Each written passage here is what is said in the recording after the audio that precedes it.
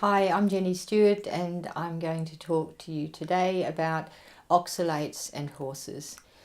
Oxalates actually affect a lot of species and they're found in pastures. So any species, cattle, sheep, horses that graze pastures that are high in oxalates are affected by them.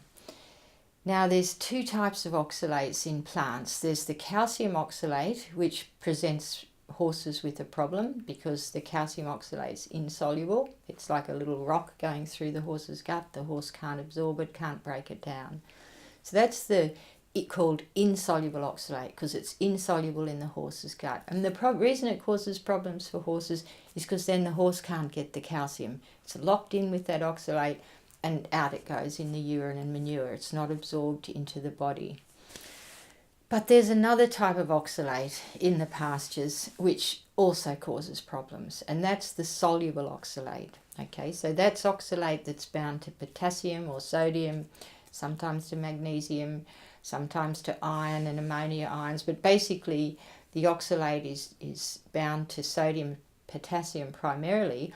Now when they get in the horse's gut, they are soluble, so they dissolve. The horse gets the access to the sodium and potassium, but unfortunately the oxalate that's left floating free in the gut will be looking around and grabbing calcium from the feed, from the grass, from the supplements. So the horse has two problems. One is it's got a low calcium intake on oxalate pastures, and number two, the free oxalates that aren't bound to calcium in the grass will scoot around inside the gut and scavenge up and bind to the other sources of calcium that come from supplements or from the hard feed. So, and that's why some manufacturers suggest removing horses from pasture for an hour or two before or after feeding the supplement. So that's because the form of the calcium in the supplement is what's called inorganic, and that includes lime, DCP, monocalcium phosphate. There's many sources of inorganic calcium, and the problem is twofold in that the horses can't get access to that supplementary calcium if there's still oxalates in the gut. So that's one of the problems with soluble and insoluble oxalates.